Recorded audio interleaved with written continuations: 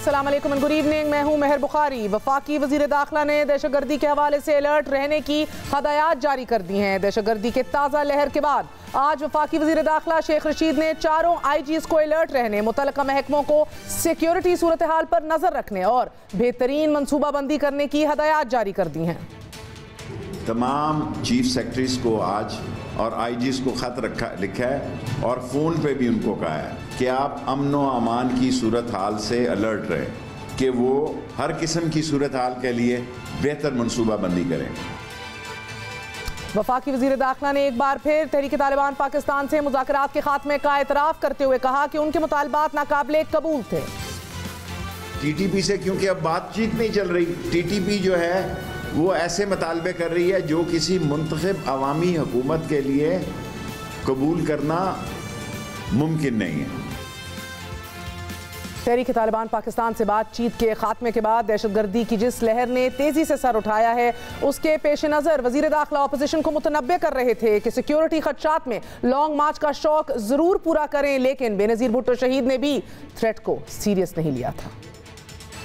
Opposition के दिलों में तेल नहीं है, थकी हुई अपोजिशन है। क्या अपोजिशन है आप मुझे बताएं। एक सवाए फजल रहमान साहब ने कल चमन में इसी तरह जलसा किया है। हम तो उनसे गुजारिश ही कर सकते हैं। मामलात जो हैं सिक्योरिटी के भी अहम हैं और ये मैं उस मीटिंग में शामिल था जिसने बेनज़ीर शहीद को कहा कि आप ना जाएं, लेकिन वो बज़िद थी। अगले चौक पे तो फौज की एक्सरसाइज होगी, J-10C जो है चाइना के फ्लाई कर रहे होंगे, दुनिया उनको देखेगी या इन शेरों को देखेगी।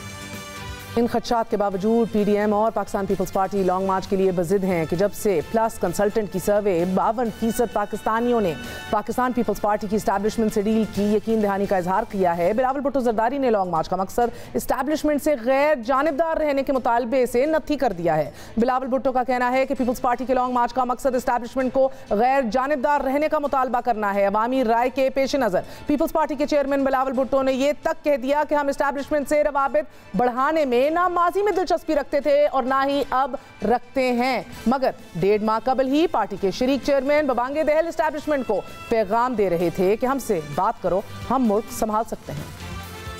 कुछ हमसे भी सीख लो, कुछ हमारी भी सुन लो। इमरान खान क्या चीज है, हमने अपना तरीका बदलना होगा। इसे पीपल्स पार्टी का पॉलिसी रिविजिट कहिए या क्या, क्योंकि PDM पहले दिन से ही एस्टैब्लिशमेंट के गैर जानिबदार रहने का मुतालबा करती रही है। हम सिर्फ सिलेक्टर्स को कहते हैं कि इससे पीछे हट जाओ। हम सिर्फ सिलेक्टर्स को कहते हैं कि इससे पीछे हट जाओ। PDM सरबराह मौलाना फजल रहमान ने तो गुज़िश्ता बरस जनवरी में एस्टैब्लिशमेंट की जानिबदारी पर लॉन्ग मार्च का रुख पिंडी की तरफ करने का भी अंदिया दिया। पाकिस्तान डेमोक्रेटिक अलायंस की क़यादत बैठकर लॉन्ग मार्च का ऐलान करेगी। इस बात का भी फैसला करेगी कि लॉन्ग मार्च इस्लामाबाद की तरफ किया जाए या लॉन्ग मार्च रावलपिंडी की तरफ किया जाए। और आज अगर पाकिस्तान पीपल्स पार्टी एस्टैब्लिशमेंट से गैर जानिबदारी का मुतालबा कर रही है तो फिर PDM और पीपल्स पार्टी के मौक़िफ़ में फ़र्क क्या है? गैर आइनी इक़दाम के लिए PDM तैयार है, ना ही बिलावल भुट्टो जरदारी। बिलावल भुट्टो वज़ीर आज़म हाउस का घेराव चाहते हैं और ना ही अदम एतमाद के लिए अभी तक कुछ खुल के नंबर सामने आ रहे हैं, लेकिन अदम एतमाद के लिए PDM पीपल्स पार्टी की तरफ देख रही है और बिलावल भुट्टो कह रहे हैं कि नून लीग को हुकूमत के 34 अरकान की हमायत अगर हासिल है तो हुकूमत गिरा दे। नाज़रीन, दूसरी तरफ अटॉर्नी जनरल ऑफ पाकिस्तान की जानिब से शहबाज शरीफ को भेजा गया खत रिजेक्ट हो चुका है। हुकूमती खत बदनीयती पर मबनी, मीडिया ट्रायल, गैर कानूनी और तौहीन अदालत के मुतरादिफ करार दिया गया है। कायदे हिज़्ब इख्तिलाफ शहबाज शरीफ ने 2 सफ़ात पर मुश्तमिल जवाबी खत अरसाल कर दिया है। शहबाज शरीफ ने अटॉर्नी जनरल को खत के जवाब में लिखा है कि नवाज शरीफ की वापसी से मुतल्लिक हुकूमती खत गैर कानूनी और तौहीन अदालत के मुतरादिफ है। खत में इख्तियार करदा लबो लहजा इंतहाई काबिल एतराज़ और नामुनासिब है। अदालती हुक्मनामे के दुरुस्त तनाजुर को पेश नज़र रखे बगैर वफाकी काबीना की हिदायत पर अटॉर्नी जनरल ऑफ पाकिस्तान ने खत लिख दिया। अटॉर्नी जनरल ने खत लिखते हुए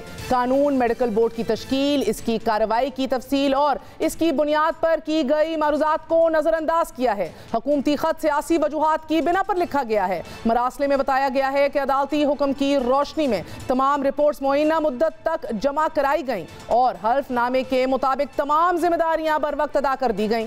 मरासले में मजीद ये कहा गया गया है कि अटॉर्नी जनरल ऑफ पाकिस्तान का खत 16 नवंबर 2019 के अदालती हुक्म के दायरा कार और मुतय्यन हदूद से तजावुज़ है। काबीना के दम तोड़ते सियासी बयानिए की हमायत और मीडिया ट्रायल की नीयत से जारी किया गया है। नाज़रीन, इस खत के अंदर मजीद लिखा गया है कि 24 जनवरी को अटॉर्नी जनरल ने मुस्लिम लीग नून के सदर शहबाज शरीफ को एक खत लिखकर कानून की खिलाफ वर्जी की है। ये खत उन्होंने तब लिखा, नवाज शरीफ की मेडिकल रिपोर्ट्स 10 दिन में जमा कराने की हदायत की थी इस खत में अटॉर्नी जनरल ने। और शहबाज शरीफ को भेजे गए खत का मतन ये था कि शहबाज शरीफ ने हाई कोर्ट में हल्फनामा जमा कराया था कि जिसमें कहा गया था कि रजिस्ट्रार हाई कोर्ट को नवाज शरीफ की सेहत की जांच के हवाले से रिपोर्ट्स वक्तन फवक्तन जमा करा दी जाएंगी। इसके बाद कुल 8 रिपोर्ट्स रजिस्ट्रार हाई कोर्ट के पास जमा कराई गई। इस सिलसिले में आखिरी रिपोर्ट 8 जुलाई 2021 को जमा कराई गई थी और इसके मुतालिक गुज़िश्ता रोज़ हमारे ही प्रोग्राम में वज़ीर इत्तलात फवाद चौधरी साहब कह रहे थे कि ये तमाम रिपोर्ट्स मन घड़त हैं। तो वो एक सियासी हिकमत अमली के तहत बाहर है, वो कोई बीमार वगैरह नहीं है, एक सियासी हिकमत अमली के तहत बाहर है। अगर इनकी रिपोर्ट लग रही है उससे तो वो असली डॉक्टर नहीं लग रहे। जो अभी ये रिपोर्ट अदालत में जब आएगी और अदालत में इसको पहले शरीफ फैमिली की जो लॉयर है उन्होंने साबित करना है, अदालत को सेटिस्फाई करना है, हुकूमत को सेटिस्फाई करना है और अदालत को सेटिस्फाई करना है। और अब नवाज शरीफ वहाँ पे अदालती वहाँ पे एक स्टे ऑर्डर के ऊपर है और हमें उम्मीद यही है कि वो अदालती स्टे ऑर्डर भी उनका ख़त्म हो जाएगा तो वापस इंशाल्लाह उनको लेके आएंगे। अटॉर्नी जनरल ऑफ पाकिस्तान ने शहबाज शरीफ को ख़त में ये भी लिखा कि मीडिया में दस्तयाब नवाज शरीफ को मुल्क से रवानगी के वक्त इंतहाई संगीन हालत के बावजूद उन्हें बैरून मुल्क अस्पताल में दाखिल नहीं कराया गया और उनकी सियासी और तफरीही सरगर्मियों का सिलसिला जारी है। वो वतन वापसी के लिए मुकम्मल फिट हैं, हशाश बशाश हैं। हाल ही में लंदन में नवाज शरीफ से मुलाकात करने वालों और उनके करीबी अहले खाना के बयानात और जमात के अरकान से वीडियो कॉल्स पर सियासी खतबात से इस बात को तक़वियत मिलती है वो सेहतमंद हैं और जिस्मानी तौर पर सफर के काबिल हैं। कायदे हिज़्ब इख्तिलाफ के जवाबी खत में नजर आने वाला गुस्सा और तहफ़्फ़ुज़ात अपनी जगह नाज़रीन, मगर मियां नवाज शरीफ साहब तो आज भी लंदन से 255 मील दूर नीलसन के इलाके में फैक्ट्री का दौरा करते दिखाई दिए और ये खबर आज पूरा दिन सोशल मीडिया और टेलीविजन के ऊपर चलती रही। मियां साहब ने सागदार के हमरा फैक्ट्री का मुआयना किया, विजिट किया, उन्हें फैक्ट्री से मुतल्लिक ब्रीफिंग दी गई। जब मरियम साहिबा मियां नवाज शरीफ साहब के आने से मुतल्लिक गारंटीज मांगती हैं या इंसाफ की यकीन दहानी मांगती हैं या बबांगे दहल कहती हैं कि वो अगली फ्लाइट से उनको ले आएंगी या मुल्क में आने को वो तैयार हैं, पार्टी ने फैसला करना है, तहफ़्फ़ुज़ात का जो है वो अलन ऐलान इजहार किया जाता है। मगर बहरहाल एक बेबसी है मुल्क के अंदर जब थर्ड टाइम प्राइम मिनिस्टर वापस आने को तैयार नहीं। मुल्क वापस कब आएंगे, कैसे आएंगे, कानून, अदालतें और फैसले घर की बात हैं और चाहे तो नज़र आता है कि सर पे रख लिया जाए, चाहे तो खाक कर दें। ये सिलसिला कब तक चलेगा बात करते हैं। उन्हीं के तर्जुमान हमारे साथ मोहम्मद ज़ुबैर साहब मौजूद हैं और वफाकी वज़ीर और हमारे साथ मौजूद है central deputy general secretary and central deputy secretary information Tehreek Insaf Farooq Habib sahab. आप दोनों का बहुत बहुत शुक्रिया। आपसे आगाज़ करूँगी ज़ुबैर साहब, पहले तो फैक्ट्री के हवाले से ज़रा बता दीजिए, ये फैक्ट्री का विजिट जो है इसको आप लोग किस तरह पेश कर रहे हैं, इसकी क्या जस्टिफिकेशन दे रहे हैं? क्या मतलब क्या जस्टिफिकेशन दे रहे हैं? यानी देने की जरूरत नहीं है आपको जस्टिफिकेशन? मतलब what is the justification that is required? क्या जस्टिफिकेशन? मतलब फैक्ट्री नहीं विजिट कर सकते, कोई कानून रोकता है उनको फैक्ट्री को विजिट करने का? क्या मतलब what is the issue at hand? आप ये कह रही हैं कि 100 किलोमीटर जा सकते हैं, 50 किलोमीटर नहीं जा सकते, ये क्या? व्हाट इज द पॉइंट कि फैक्ट्री विजिट करना उनके लिए सही नहीं है? सेहत के हवाले से, पॉलिटिकल हवाले से, किस हवाले से? I don't even understand your question. तो आपको एक पॉइंट बड़ा ही सादा और सिंपल है जो बार बार आप लोग डॉक्यूमेंट्स और रिपोर्ट्स इधर जमा कराते हैं, उसके अंदर लिखा जाता है कि पब्लिक प्लेसेस ना विजिट करें कोविड की वजह से। Number 1 public visit. फिर कहा जाता है कि कोमोबिडिटीज़ हैं तो ऑफकोर्स नाजुक सूरत हाल है, 4 सफ़र ना करें। उधर से डायरेक्ट फ्लाइट 6 घंटे की है, 4 घंटे तो गाड़ी में बैठ के फैक्ट्री चले गए मियां नवाज शरीफ साहब। 2 घंटे और ऐड कर लीजिए जहाज़ के फर्स्ट क्लास के अंदर, I am sure he can afford it, Pakistan पहुंच जाएंगे। ये इश्यूज हैं, ये सवालात उठ रहे हैं सर। जो ताज़ा तरीन रिपोर्ट आई है उसके अंदर कोमोबिडिटीज के साथ साथ वर्ल्ड ऑफ डिफरेंस। जी जी बताइए।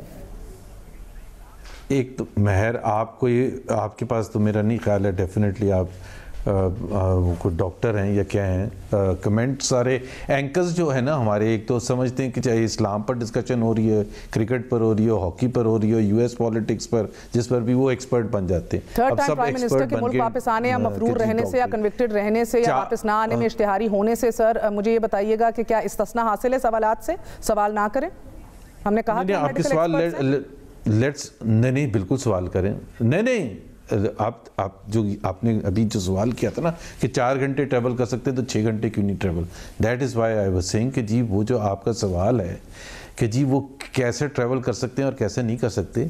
देखिए पहली बात तो ये है कि ये जो मेडिकल इशू होते हैं ना, या तो वो रिपोर्ट जो है वो कोर्ट से इजाज़त लेके गए थे ना पाकिस्तान में, और काबीना ने इजाज़त दी थी, कोर्ट में वो रिपोर्ट्स जमा कराई हैं और बता भी दिया है कि कितनी रिपोर्ट जमा कराई हैं, ये वाली भी रिपोर्ट जमा करा दी है। Let the court determine through their own medical advice कि जी ये क्या मुमकिनात में शामिल है या नहीं है।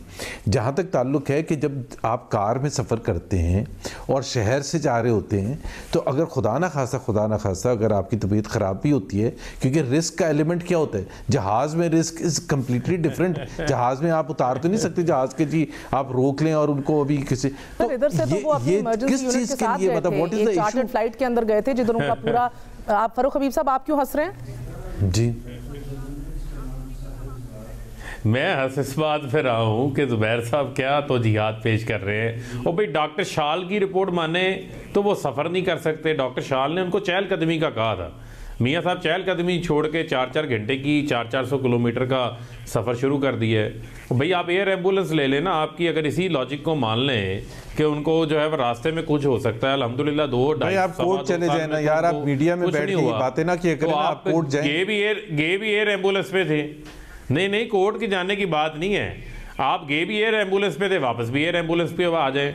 ये हमें डॉक्टर्स की ओपिनियन ना फिर दिया करें, आप देते हैं कि उनको यार ये मेडिकल इश्यूज है, I am no expert to वो सफर नहीं कर सकते, चहलकदमी नहीं कर सकते। और इंग्लैंड में मैं आपको ये बता दूं, देखिए आप ही के डॉक्टर शॉल है ना जिनकी ओपिनियन आई है। Let's talk about fact sir. Fact ये कि साबिक वजीर आज़म डॉक्टर शाल की ओपिनियन पर अगर मान ली जाए तो वो सफर नहीं कर सकते। सर अगर मुझे इजाजत दीजिए द फैक्ट की बात कर लेते हैं। द डॉक्टर तो कोई है नहीं, मगर फैक्ट ये है कि 2020 से नवाज शरीफ साहब ने कोई भी प्रोसीजर नहीं कराया। जो प्रोसीजर उनको डॉक्टर्स बार बार कह रहे हैं करवाने को, वो उनमें से एक भी प्रोसीजर नवाज शरीफ साहब ने नहीं कराया। ये फैक्ट है जुबैर साहब, इस फैक्ट को काउंटर कीजिए। मगर वो विजिट करते हैं पार्क्स, शादियों में हिस्सा लेते हैं, फैक्ट्रीज के अंदर जाते हैं, मगर अस्पताल नहीं जा सकते कि जिधर उनका प्रोसीजर होना है कोविड की वजह से। It's kind of self defeating argument. मैं आपसे ये बात कर रही हूँ सर, बिकॉज इसी की बेसिस के ऊपर कायदे हिज़्ब इख्तिलाफ ने अटॉर्नी जनरल के खत को आज रद्द किया। जी उसी के बेसिस पर मैं आपके सवाल को भी रद्द कर रहा हूँ ना, कि आप ये कह रही हैं कि जी ये जो वो इलाज क्यों नहीं करवा रहे हैं और ट्रैवल क्यों करते हैं, और जो भी आपका पॉइंट है, it is for the doctors to decide. और डॉक्टर की जो रिपोर्ट है, मैं अगर आपको जवाब दे दूं प्रॉपरली, कि जो डॉक्टर की रिपोर्ट है और जो जमा भी कराई गई है और जो कल आई है, उसमें यही कहा गया है कि उनको प्रोसीजर कराने में जो लिमिटेशंस हैं उसको डिफाइन किया गया है। पहले तो आज ये तयन कर दीजिए, मुझे प्लीज ये तयन कर दीजिए, क्या वो वापस खुद आना नहीं चाह रहे या अभी उनके प्रोसीजर पहले होने हैं? बिकॉज हम बड़े कंफ्यूज्ड हैं जुबैर साहब। मरियम साहबा कहती है कल की फ्लाइट पे आ जाएंगे अगर गारंटी मिल जाए कि उनको इंसाफ मिलेगा। फिर डॉक्टर कहता है कि नहीं ट्रैवल ही नहीं कर सकते। तो सच क्या है? डॉक्टर झूठ बोल रहा है, मरियम साहिबा सच बोल रही हैं, सच क्या है? बल्कि आप क्या कहते हैं, आप लोगों की जमात के अंदर सख्त कंफ्यूजन है सर। जी आप बोल लें फिर मैं करता हूँ, आप तो अब खुद ही एनालिसिस की चली जाती हैं। पॉइंट ये है कि दो चीज़ें हैं बिल्कुल, और दोनों इम्पॉर्टेंट चीज़ें हैं। जब PMLN का वर्कर या PMLN का लीडर यहाँ ये कहता है कि आप यहाँ नहीं आएँ, तो उसकी दो रीज़न्स होती हैं। या मियाँ नवाज शरीफ वहाँ जब खुद फैसला करते हैं, एक तो मेडिकल रीज़न है, दूसरा इंसाफ। बिल्कुल हम बिल्कुल ज़ोर और शोर से, कल मैं प्रोग्राम में था अली ज़फ़र साहब के साथ आज TV पर, आसमा शिराजी के प्रोग्राम में, आप निकाल के देख लीजिएगा कि मैंने उनको ये चैलेंज किया था कि जो बुनियाद पर डिस्क्वालीफाई किया था, क्या अली ज़फ़र साहब आप वो रिसीवेबल दिखाएंगे? Ali Zafar is a top lawyer and belongs to PTI. मैंने उनसे पूछा कि क्या वो आप रिसीवेबल दिखाएंगे जिसकी बुनियाद पर सुप्रीम कोर्ट ने सज़ा दी थी, एंड ही सेज नहीं दिखाते बिकॉज पाकिस्तान के कानून में है ही नहीं, वो पाकिस्तान के कानून के खिलाफ फैसला किया गया था। आप कह रहे हैं इंसाफ के तकाजे, इंसाफ की धज्जियां उड़ा दी गई हैं, बजाय कि हम ये कहें कि इंसाफ किस तरह से मुहैया होना चाहिए। इधर जो है वो आजाद नहीं है। मैं चला के भी आपको दिखा सकती हूँ सर, ये आप फैसला नहीं कर सकते। मुझे आप बता दें,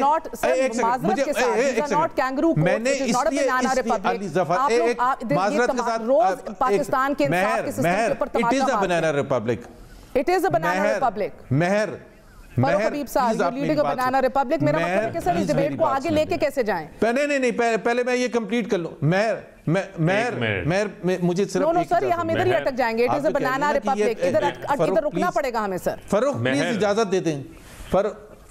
नहीं यार, तो आप मुझे बोलने तो देना। आप मुझे जरा बनाना रिपब्लिक का जवाब दें, फिर आप प्लीज मुझे मैं मुकम्मल कर यार, मैं बोलने तो देना, बोलने तो दे मुझे।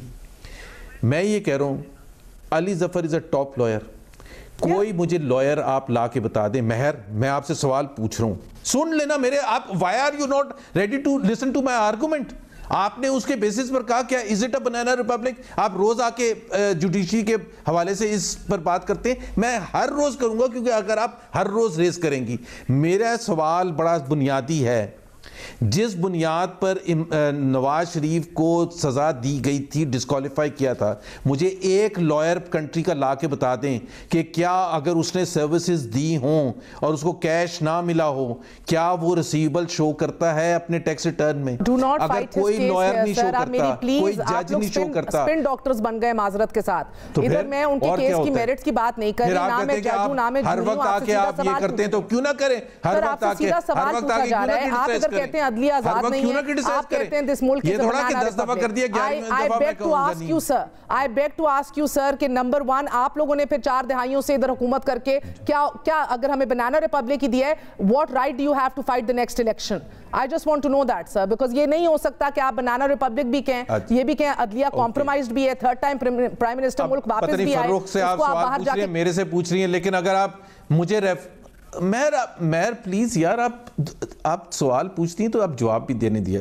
बड़ा इंपॉर्टेंट आपने बनाना रिपब्लिक का बार बार कह रही हैं। अब फारूक साहब को भी बात करने दें सर, आप उनके केस के मेरिट्स लड़ना शुरू हो जाते हैं। ये फैसले इधर नहीं होने। आप अगर आना पड़ेगा जवाब दूंगा। सर नेल्सन मंडेला को भी बैठ के पढ़ लें, ओवरनाइट नेल्सन मंडेला लंदन बैठ के नहीं नेल्सन मंडेला बने थे, वापस आके फाइट करें सर। आगे आप मेरे से ऐसे नहीं प्रोग्राम कर सकती हैं। आई एम सॉरी। ओ भाई, आपने मुझे बुलाया है टीवी प्रोग्राम में, मैं तो उठ के चला जाता हूं अभी।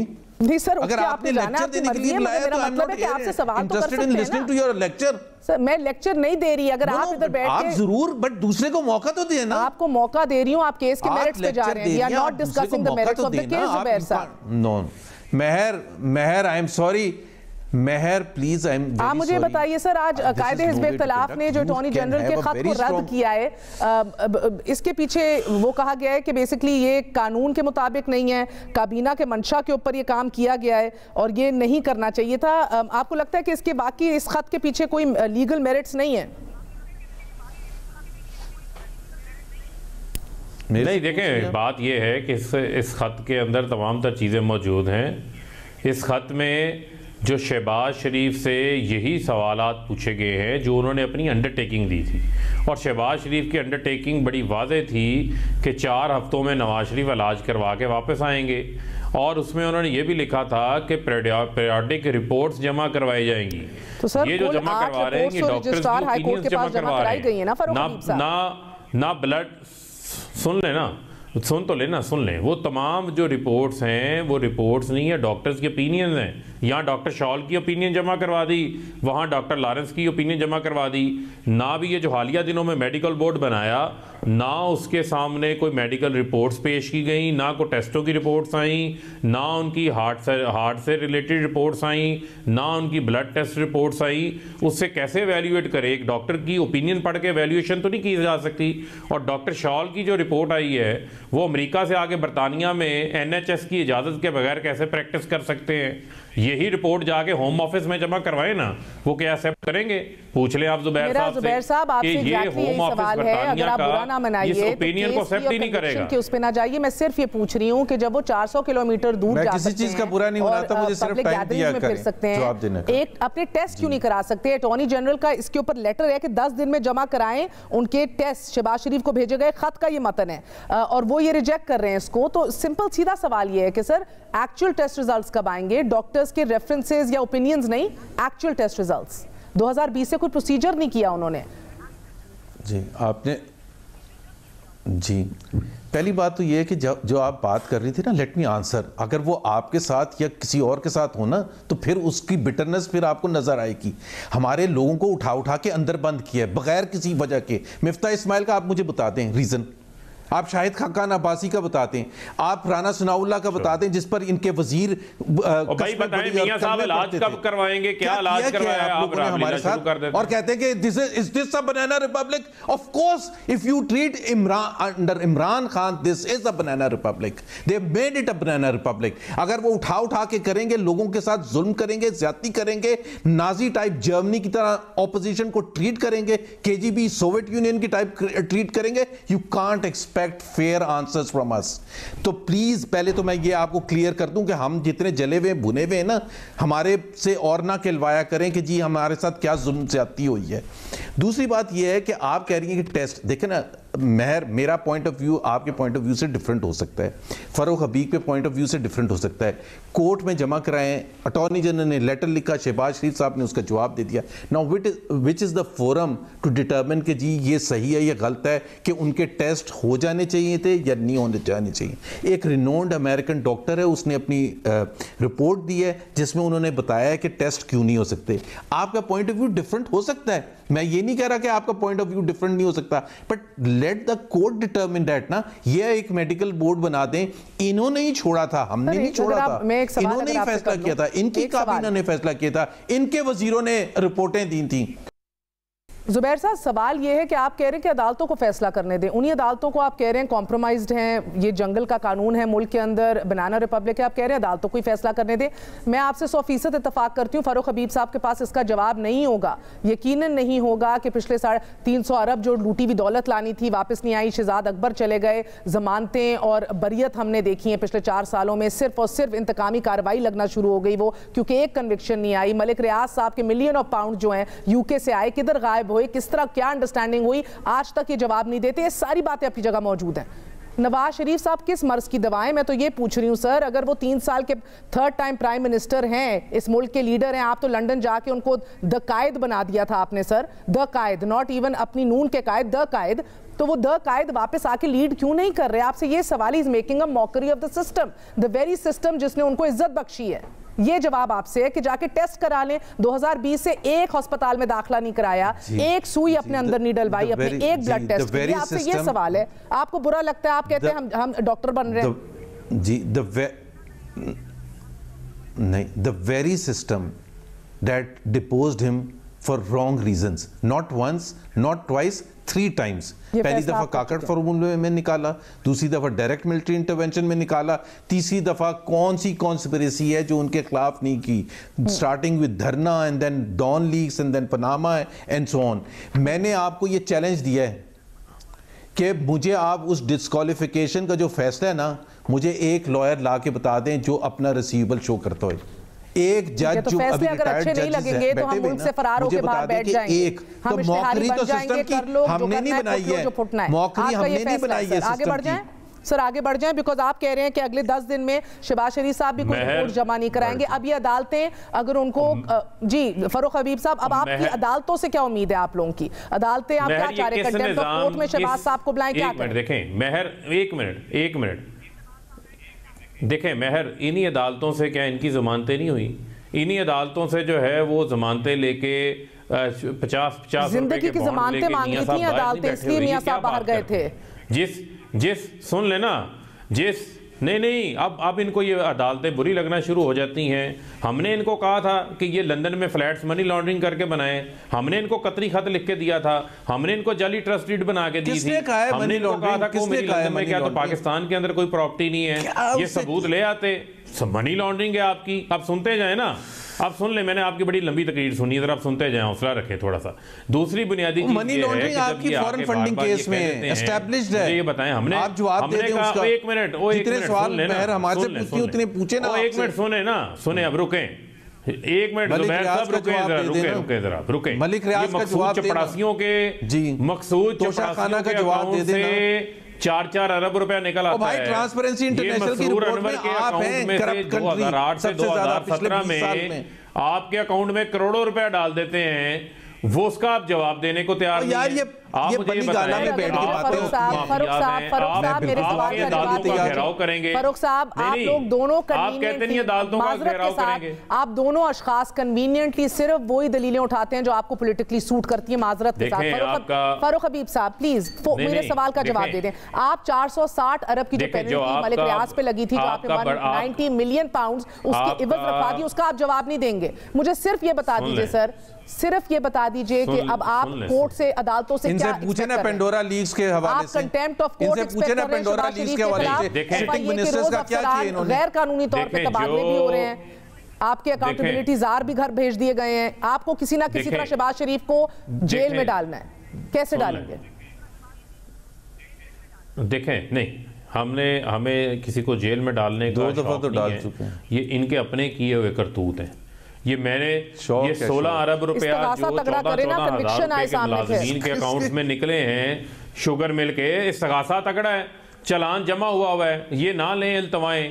आपके इल्म में है कि एहतसाब अदालत के जजेस को ट्रांसफर कर दिया गया था लाहौर के 3 एहतसाब अदालत के, 8 महीने अदालतें जो है फंक्शनल नहीं होने दी, उनको वहां से निकाल दिया गया कि जनाब आप तो फेडरल कोर्ट हैं, आप यहाँ पर जुडिशल कॉम्प्लेक्स के अंदर नहीं बैठ सकते। ये फिर बातें करते हैं मेरे मुंह से, शरीफ डॉक्ट्राइन का माफिया फिर सुन लेना, जस्टिस कयूम जैसे केसों वैसे जो बात न माने। ये राना सनाउल्लाह ने क्या धमकी लगाई है थोड़े दिन पहले टीवी के ऊपर, हर कोई सिस्टम को तोड़ मरोड़ के अपने हक में इस्तेमाल करेगा। प्राइम मिनिस्टर भी कर रहे हैं, अनअपॉलोजेटिकली कर रहे हैं, मुंह चढ़ा रहे हैं पूरे निजाम को, आप तो कुछ नहीं कर सकते, निजाम की तबाही का हिस्सा है आप लोग। यही तो महर नहीं यही तो महर वजह है। इमरान खान से क्यों खाइफ हैं, इमरान खान के खिलाफ ये क्यों कॉन्स्पिरेसीज करते हैं? इमरान खान ने तो चोरी नहीं की, इमरान खान तो वज़ीर आज़म भी नहीं थे, अपनी 40 साल कमाई का हिसाब देकर आए थे, 60 डॉक्यूमेंट्स देकर आए थे। 22 नवंबर 2018 को इमरान खान ने कहा कि मेरा सवाल सुन लीजिए प्लीज। 22 नवंबर 2018 को इमरान खान ने कहा कि 10 ममालिक के साथ मुआहिदे जो हैं वो साइन हो चुके हैं, तमाम लूटी हुई दौलत वापस लेकर आएंगे। 22 नवंबर 2018। उसके बाद 14 जुलाई 2018 को इमरान खान साहब ने कहा कि अगला कदम, नेक्स्ट स्टेप ही तमाम तर लूटी दौलत वापस लाने वाली है, 300 अरब रुपए का जिक्र किया। उसके बाद 29 अक्टूबर 2017 को फिर कहा लूटा हुआ पैसा वापस लाऊंगा, मुकाबला माफिया से है। सर हम 2022 में बैठे हैं, 1 रुपया 1 धैला वापस नहीं आया। माजरत के साथ सर मुझे ये बता दीजिए आप लोग किस मर्ज की दबाएं फिर, यानी कि अगर नहीं होता काम छोड़ दीजिए, वो लोग तो जो है वो खुद हैं और एक्सपोज हो रहे हैं सबके सामने। देखें नहीं देखें महर, ये जो है ये पूरी एक तहरीक है, एक मूवमेंट है, ये हम जहाद कर रहे हैं करप्शन के खिलाफ। आपका क्या आपको लगता है ये चीज़ें आसान है? मैंने तो जो आपको बताई कि जो रास्ते की रुकावटें हैं, लेकिन उनके बावजूद, तमाम तर ब्लैकमेलिंग के बावजूद, अदम एतमाद, इस्तीफे, लॉन्ग मार्चेस, इन तमाम तर चीज़ों के बावजूद हम आज भी अपनी इस कमिटमेंट के ऊपर कायम हैं। मुझे आप ये बताएं, ये केसेस को चलने दें, ये क्यों मरियम सफदर ने अपनी अपीलों के खिलाफ 17 बार इल्तवा ली है? आखिरी जवाब कोई लॉजिक है उसको डिफेंड करने का इनके पास? मुझे कोई लॉजिक नहीं है इनके पास डिफेंड करने आपको शेख रशीद साहब एक मैं कुछ कह लूं, बेनजीर भुट्टो का आपको उनकी शहादत का भी हवाला दे रहे हैं, वो कह रहे हैं ना आइए, बड़े संगीन सिक्योरिटी थ्रेट्स हैं, फिर भी आना चाह रहे हैं आप लोग, उखाड़ क्या लेंगे सर? मेरा ख्याल है शेख रशीद को बेनज़ीर का हवाला तो नहीं देना चाहिए था, शर्म आनी चाहिए कि बजाय कि शर्मिंदा हों कि वो उस हुकूमत का हिस्सा थे कि जिसकी वजह से पिंडी में उनको शहीद किया गया। रिस्पॉन्सिबिलिटी हुकूमतों की अगर नहीं होती है, इलेक्शन चल रहे थे, इलेक्शन कैंपेन में बेनज़ीर क्या ना जाती? 27 दिसंबर था, 8 जनवरी को इलेक्शन होना था, बजाय कि अपनी रिस्पॉन्सिबिलिटी लें ये कह रहे हैं कि जी आप तो जब वो इमरान खान को हम मना करते थे या ये कहते थे कि थ्रेट है और उसका तो पाकिस्तान में 14 अगस्त 2014 को दूसरी बात ये है कि प्लीज सर करप्शन के हवाले से 140 है पाकिस्तान की पोजीशन, 116 पर हम छोड़ के गए थे, 140 कर दिए इमरान खान ने। Pakistan is now more corrupt. Pakistan की तारीख में क्या दुनिया की तारीख में 16 सर बिलावल आपसे कह रहे हैं सर आप लोग सड़कों पे आने का नुस्खा तो आजमा चुके हैं, कुछ निकला नहीं। सेनेट के अंदर जो शिकस्त ली है वो आपको बता रहे हैं अददी अक्सरियत होने के बावजूद आप कितने पानी में हैं। बिलावल कह रहे हैं अगर 64 अरकान की हमायत हासिल है हुकूमत के बेंचेस से तो आइए अदम एतमाद लाते हैं। वाकई 64 अरकान की हमायत हासिल है आप लोगों के पास? आपके पास कोई ऐसी इंफॉर्मेशन है? नहीं, मेरे पास ऐसी कोई इन्फॉर्मेशन नहीं। बहुत बहुत शुक्रिया। हमारे साथ मोहम्मद जुबैर और फ़ारूक हबीब मौजूद थे। आपने गुफ्तगू सुनी। एक वक्फा लेते हैं, वक्फे के बाद वापस हाजिर होंगे स्टेट पर।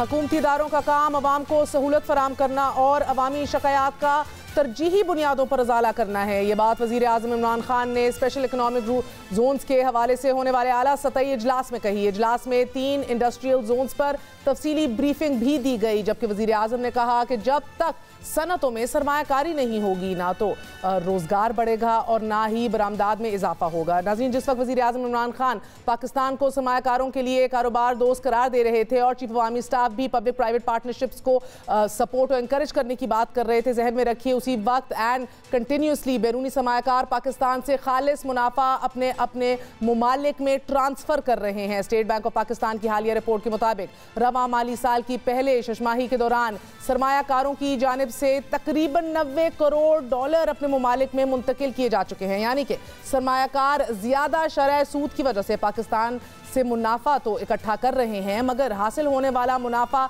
पाकिस्तानी मुईशत में री इन्वेस्ट यानी कि वापस नहीं लगा रहे।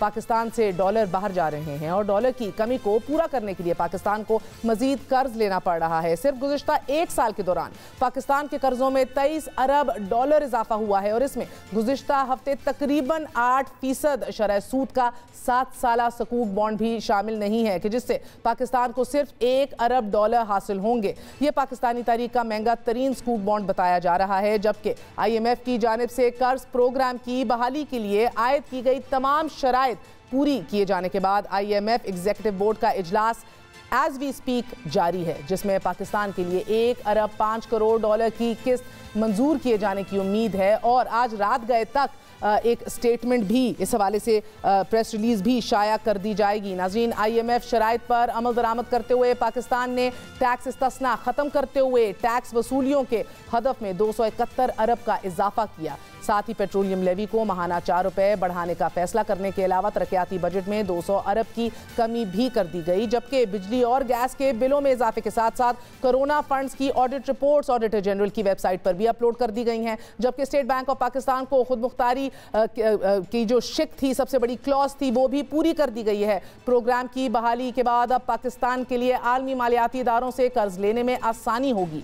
अगले माली साल के लिए पाकिस्तान को तकरीबन 30 अरब डॉलर की फाइनेंसिंग की जरूरत होगी और इसे पूरा करने के लिए IMF प्रोग्राम पाकिस्तान के लिए मददगार साबित होगा। जहन में रखिए, एक जानिब पाकिस्तान का बजट खसारा रवा माली साल के पहले 6 माह में ही 9 अरब डॉलर तक पहुंच चुका है। सूरत हाल परेशान कुन और संगीन भी है और इस सारी सूरत हाल में अब वज़ीर आज़म इमरान खान 3 रोज़ा दौरे पर कल चीन रवाना हो रहे हैं। सरकारी ज़राए के मुताबिक दौरे का मकसद चीन को तवानाई सेक्टर में सरमायाकारी की जानिब माइल करना है, जबकि ज़राए ये बता रहे हैं, सोशल मीडिया के ऊपर भी ये खबरें गर्दिश कर रही हैं, दौरे का असल मकसद चीन से 3 अरब डॉलर का कर्ज लेना है ताकि फॉरेन रिजर्व्स को स्टेबल रखा जा सके। पाकिस्तान को कर्ज की बजाय सरमायाकारी की जरूरत है, मगर सरमायाकार पाकिस्तान से मुनाफा निकाल रहे हैं और पहले वाले कर्जों को अदा करने के लिए मजीद कर्ज लेना पड़ रहा है पाकिस्तान को। सो बज़ाहिर पाकिस्तान डेट ट्रैप में फंसता दिखाई दे रहा है। अब हालिया जो ये बोर्ड मीटिंग, अभी IMF की बोर्ड मीटिंग जारी है, इससे क्या एक्सपेक्ट किया जाए, बात करते हैं leading economic and business journalist and reporter Khurram Hussain साहब से। खुर्रम साहब, बहुत बहुत शुक्रिया साथ देने का।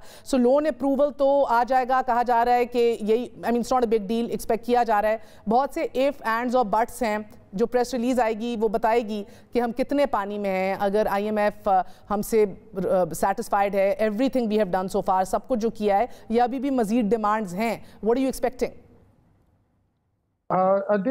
मेहर, अभी प्रोग्राम को रिज्यूम करने के लिए तो मजीद डिमांड्स नहीं है। अप्रूवल तो इन ऑल लाइकलीहुड आ जाएगा, क्योंकि यूजुअली IMF बोर्ड कंसिडर नहीं करता आपके रिक्वेस्ट को अगर पहले ये सारी चीजें सॉर्ट आउट नहीं कर दी गई हों। आज रात तक मेरे ख्याल में या कल सुबह तक प्रेस रिलीज तो शायद आ जाए अनाउंसिंग के बोर्ड की जो डिसीजन है। लेकिन खुरम साहब, कता कलामी माँ, ब्रेकिंग न्यूज आ रही है, एग्जीक्यूटिव बोर्ड ने $1 अरब की मंजूरी दे दी है, $1 अरब की मंजूरी। सो अब कौन से नंबर हैं which you looking forward to? Current account deficit के टारगेट्स या मजीद और numbers, what are you looking forward to now? मंजूरी तो आ गई है $1 अरब की। जी, मंजूरी आ गई है। अब हम लोग वेट करेंगे, अगले 1-2 दिनों में डिटेल्ड डॉक्यूमेंट इसका अपलोड किया जाएगा IMF वेबसाइट पे, जिसमें सारी डिटेल में बताया होगा कि पाकिस्तान ने कौन कौन सी कमिटमेंट्स दे दी हैं IMF को आने वाले सालों के लिए, आने वाले महीने और सालों के लिए। उसमें मैं पहली चीज देखूंगा कि करंट अकाउंट डेफिसिट का प्रोजेक्शन क्या है इस फिस्कल ईयर के लिए। तो जून तक, end of fiscal year, IMF क्या प्रोजेक्शन दे रहा है उसको मैं कंपेयर करूंगा जो हमारे स्टेट बैंक ने प्रोजेक्शन दी है करंट अकाउंट डेफिसिट की। उसके साथ साथ मैं देखूंगा कि इसमें नेट इंटरनेशनल रिजर्व्स के क्या टारगेट्स लगाए गए हैं, फिस्कल डेफिसिट और रेवेन्यू कलेक्शन के क्या टारगेट्स लगाए गए हैं। उससे हमें अंदाजा होगा कि आने वाले जो फोर्थकमिंग बजट है उसमें मजीद और किस किस्म के टैक्सेस आएंगे। और इसमें यह भी देखना होगा कि इंटरेस्ट रेट्स के हवाले से इन्होंने क्या कहा है कि वापस अगर पाकिस्तान को net positive real interest rates लेके जाना है, उससे पता चलेगा कि स्टेट बैंक की मॉनेटरी पॉलिसी की आने वाली डायरेक्शन क्या होगी। तो अभी जितनी पाकिस्तान के, और फिर इसमें ग्रोथ टारगेट भी देखना होगा महर, कि अभी जो गवर्नमेंट कह रही है कि 4.5 से 5% के दरमियान ग्रोथ आएगी पाकिस्तान की इस फिस्कल ईयर, क्या IMF उस पर इत्तेफाक कर रहा है या नहीं कर रहा, इंक्लूडिंग पिछले साल का जो ग्रोथ फिगर है वो भी इसमें देख लेंगे कि IMF एग्री कर रहा है कि पाकिस्तान की 5.37% ग्रोथ थी पिछले साल, जो अभी इन्होंने रिवाइज किया या नहीं। जो बहुत इंटरेस्टिंग होगी आने वाली अब ये प्रेस रिलीज, इसकी वर्डिंग भी बड़ी शायद अहमियत की हामिल होगी। पिछली वाली नवंबर 21 को जो वर्डिंग आई थी उसमें बहुत सारी डिमांड्स लिस्टेड थी। अब हमने फिस्कल कंसोलिडेशन की है, स्टेट बैंक का ऑटोनॉमी जो है, इंडिपेंडेंस जो है यकीनी बनाई है, बिजली के बिल बढ़ा दिए, इनकी सारी डिमांड्स पूरी की IMF के कहने की। तो क्या खुरम, इस प्रेस रिलीज से पता लगेगा कि अब ये रिलेशनशिप बहाल हो गई है या मजीद वो हमसे और चीजें चाहते हैं? आने वाले साल में क्या एक्सपेक्ट किया जाए? Will this one document tell you that? Relationship तो बहाल हो गया। प्रेस रिलीज के बाद जो डिटेल डॉक्यूमेंट आएगा वो आपको बताएगा कि पावर टैरिफ्स में अब मजीद और क्या स्टेप्स लेने हैं, इंटरेस्ट रेट्स में मजीद क्या स्टेप्स लेने हैं, टैक्सेस में आगे क्या करने हैं। तो फिलहाल जितने स्टेप्स लिए गए हैं महर, ये प्रोग्राम को शुरू करने के स्टेप्स थे। अब आपने प्रोग्राम जब शुरू हो जाए तो उसके रास्ते पे साथ साथ चलना है। असली इम्तिहान तो ये होएगा इस गवर्नमेंट का, ये प्रोग्राम बहाल होने के बाद वो उसके रास्ते के साथ साथ चल सकते हैं। एंड नंबर 2, अपनी जितनी उन्होंने स्कीमें अनाउंस की हैं, जितनी पेट्रोल प्राइसेस के ऊपर अभी जो उन्होंने प्राइम मिनिस्टर साहब ने ऑर्डर किया था कि कोई इजाफा ना किया जाए बिजली की प्राइसेस के ऊपर, क्या ये अब इन वादों पे कायम रह सकेंगे? बिल्कुल, वो कंटिन्यूड रह सकता है कि नहीं? सो अगला रिव्यू मार्च में है खुरम साहब, फिर जून, फिर सितंबर। द क्वेश्चन रिमेन्स कि अगले 6 माह के अंदर हम इतनी सख्त और एफिशिएंसी हमारे सिस्टम में है कि हम ये तीनों रिव्यूज टाइमली खत्म कर पाएंगे? Because then it's election time. Election time में तो शायद ये नहीं अफोर्ड कर सकती गवर्नमेंट के इतने टाइट। जी बिल्कुल सही। मेरे यहाँ पे 2-3 टाइमलाइंस अब एक साथ साथ टकरा रही है। जैसे आपने दुरुस्त कहा, इलेक्शंस की टाइमलाइन होती है, वो गवर्नमेंट को एक मुख्तलिफ डायरेक्शन में खींचती है, और साथ साथ अभी रिन्यूड IMF प्रोग्राम जो है इसके ऊपर चलना, ये गवर्नमेंट को दूसरी डायरेक्शन में खींचेगी। इसमें एक और भी चीज देखनी होगी, आपने जिक्र किया कि सितंबर तक जितने रिव्यूज हैं, कि पाकिस्तान का प्रोग्राम कोई 1.5 साल के लिए सस्पेंडेड, कोई 1 साल के लिए सस्पेंडेड था, एंड अब उसमें जितने रिव्यूज मिस हुए, क्या ये प्रोग्राम को आगे करेंगे? क्योंकि अभी तो 6ठा रिव्यू चल रहा है, क्या इसकी प्रोग्राम की डेडलाइन को आगे करेंगे या पूरे प्रोग्राम के जो एंड प्रोग्राम टारगेट्स थे वो सितंबर तक मीट करने की कोशिश करेंगे ये लोग? तो वो फिर मजीद और मुश्किल हो जाएगा। तो आई थिंक ये भी अभी जब डिटेल्ड डॉक्यूमेंट निकलेगा 1-2 दिनों के बाद वही बताएगा। अभी जो प्रेस रिलीज जारी हुई है, जो आप बता रही हैं ब्रेकिंग अभी भी आई है, वो तो मैंने अभी नहीं देखी। बहुत बहुत शुक्रिया। हमारे साथ खुर्रम हुसैन मौजूद थे, आपने गुफ्तगू सुनी। $1 अरब जो हैं वो अप्रूव कर दिए IMF बोर्ड की तरफ से, लोन अप्रूवल आ गया है, मगर किन कंडीशंस के ऊपर, किन पैरामीटर्स को मद्देनज़र रखते हुए ये मजीद चंद घंटों में पता लग जाएगा आने वाले दिनों के अंदर।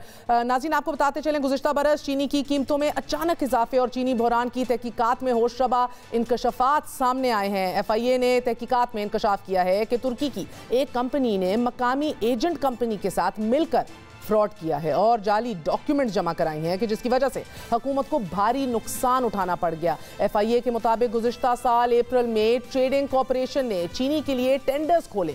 तुर्की की एक कंपनी चेम्बी ग्रुप ने $447 अमरीकी फी मेट्रिक टन की बोली लगाकर टेंडर हासिल कर लिया। अब इस टेंडर के जरिए 50,000 मेट्रिक टन चीनी सप्लाई की जाना थी। सप्लायर की जानिब से गारंटी के तौर पर एक निजी बैंक की जाली दस्तावेजात जमा करा दी गई। तुर्की की कंपनी ने रूस की गारंटी भी जमा कराई, मगर जिस तारीख को रूस की गारंटी जमा कराई गई उस ही दिन जहन में रखिए कि रूस में आम तातील थी, यानी कि जाली दस्तावेजात और गारंटीज के सामने आने के बाद ट्रेडिंग कॉरपोरेशन ने टेंडर मनसूख किया है और ट्रेडिंग कॉरपोरेशन ने नए सिरे से चीनी की बरामदात के लिए दोबारा टेंडर जारी किए। फिर दूसरी बार टेंडर में $447 अमरीकी की बजाय $526 अमरीकी फी मेट्रिक टन के रेट मुकर्रर हुए और यूं हुकूमत को भारी नुकसान उठाना पड़ गया।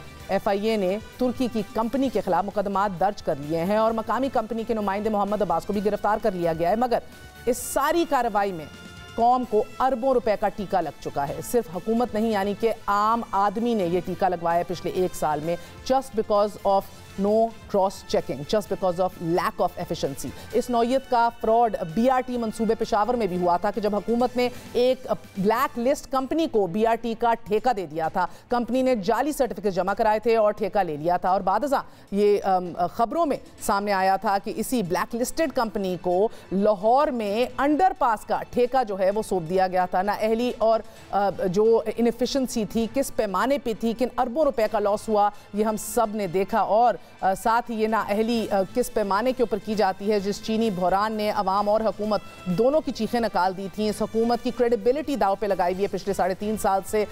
एन हुकूमत के नाक के नीचे ये काम हो रहा है। इसकी जिम्मेदार वो ट्रेडिंग कॉरपोरेशन ठहरी कि जिसने टेंडर देने से पहले दस्तावेजात को चेक करना भी गवारा नहीं किया। एक वक्फा लेते हैं, we be right back, stay with अस।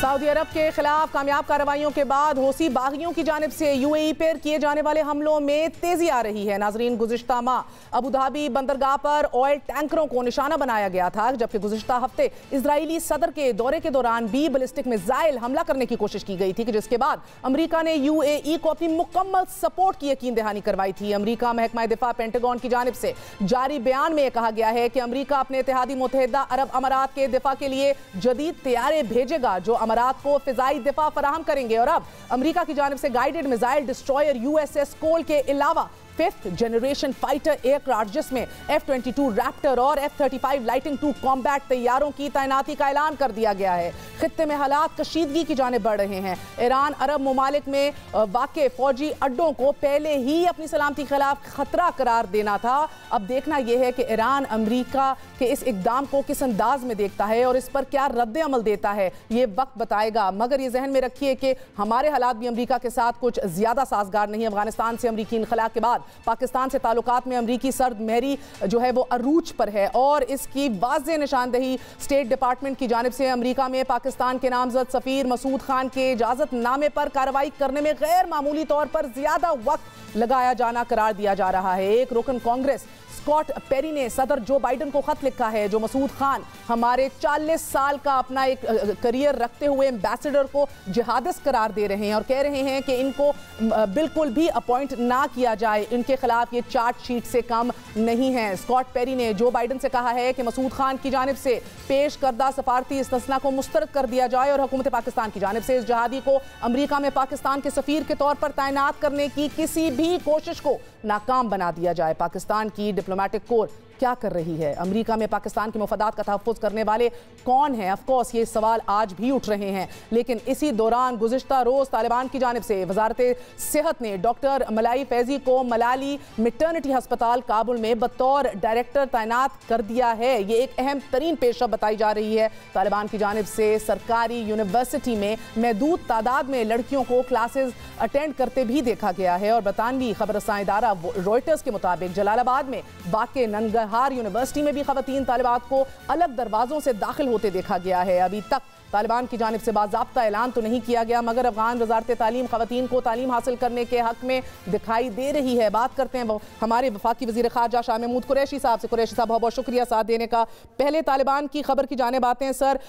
पहली दफ़ा एक खातून को एक ऑफिशियल पोजीशन दी जा रही है। लगता है कि एक नरमी आ रही है स्टांस में अफगान तालिबान की भी, और ये पैगाम भेजा गया है तमाम तर मुस्लिम ममालिक को सर फहरिस्त जिसमें पाकिस्तान है कि अब अफगान तालिबान को ऑफिशियली एक्सेप्ट और रिकग्नाइज किया जाए। क्या कहेंगे?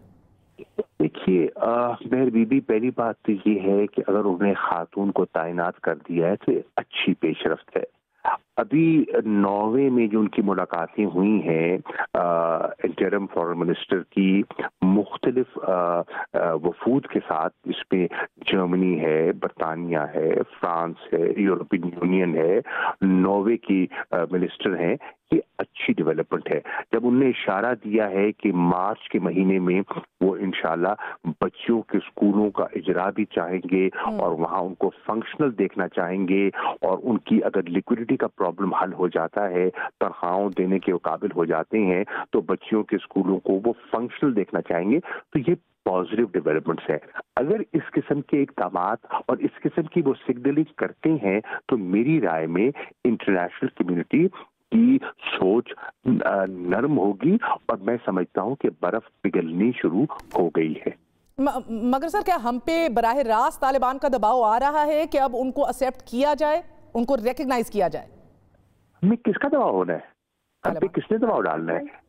बिल्कुल नहीं। हमने दबाव के तहत नहीं, हमने पाकिस्तान के और खित्ते के मफादात के मुताबिक हमने एक अच्छे हमसाये का रोल प्ले करना है। ठीक है सर। और मुख्तसरन फरमा दीजिएगा, मसूद खान बतौर एम्बेसडर टू यूएस जो है, उनकी अपॉइंटमेंट में गैर मामूली उनकी अपॉइंटमेंट तातुल का शिकार है। कांग्रेसमैन स्कॉट पेरी ने भी एक बड़ा चार्जशीट किस्म का डैमिंग खत लिखा है कि उनको अपॉइंट ना किया जाए। क्या कहेंगे? क्या रद्द करूं? कोई ऐसी बात नहीं है, कोई परेशान होने की जरूरत नहीं है। इंडियन लॉबी है जो अपना रोल प्ले कर रही है। मसूद खान साहब एक सीजन्ड डिप्लोमेट हैं। मसूद खान के बारे में अमेरिका जानता है, वो न्यूयॉर्क में सर्व कर चुके हैं, वो हमारे परमानेंट रिप्रेजेंटेटिव थे न्यूयॉर्क में। उनकी सफारतकारी और उनके क्रेडेंशियल्स किसी से छुपे हुए नहीं है। तो डिले हो जाती है, लेकिन मैं समझता हूँ ये प्रोसीजरल चीज है। लेकिन इंडियन लॉबी ऑब्वियसली अपना रोल प्ले करना चाहेगी, लेकिन मैं उम्मीद करता हूं कि वो पर वक्त और इसको मजीद ताखीर सर, इंडियन लॉबी अपना रोल प्ले कर रही है, करना चाहेगी नहीं, ऑलरेडी कर रही है। इन द मीन टाइम हम क्या कर रहे हैं वो that merits an answer. But बताइएगा कि क्या मसूद खान साहब ही एम्बेसडर होंगे? We are stuck on that, we are adamant on that. देखिए, हमारा तो ये फैसला है, हमने तो उनको नाम तजवीज कर दिया है। नहीं, मगर अगर वो ना कर दें, if they reject this proposition and they don't appoint him, फिर मैं प्रिज्यूम कैसे कर लूं जब तक मुझे जवाब ना आए? मैं ये तो ठीक है सर, मगर एक प्रोसेस है ना, एक प्रोसेस है। अगर इस प्रोसेस के तहत वो रिजेक्ट कर दिए जाएं, जब वो नौबत आएगी तो फिर मेहर बात करेंगे ना। अभी तो वो नौबत ही नहीं आई। नहीं, यानी कि आप लोगों ने सोचा ही नहीं है कि अगर ये कंडीशन आ जाए, यानी कि इतनी गैर मामूली तातुल तो कभी भी नहीं हुआ in the process. In the mean time आपने सोचा ही नहीं है, एंटरटेन ही नहीं किया इस ऑप्शन? जरूरत नहीं है ना, मुझे जरूरत महसूस नहीं हो रही। अगर जरूरत महसूस होगी तो जरूर सोचेंगे, लेकिन मुझे जरूरत महसूस नहीं हो रही फिलहाल। बहुत बहुत शुक्रिया। हमारे साथ वजीर खारजा शाह महमूद कुरैशी साहब मौजूद थे। आपने गुफ्तगू सुनी। जरूरत नहीं महसूस हो रही कि कोई भी सेकंड ऑप्शन को एंटरटेन किया जाए। गैर मामूली तातुल है, इंडियन प्रोपेगेंडा है जो अपने अरूज पे है, लेकिन उम्मीद रखते हैं कि मसूद खान साहब की appointment will come through. That's it for tonight. I will see you all tomorrow. Good night, अल्लाह हाफिज़।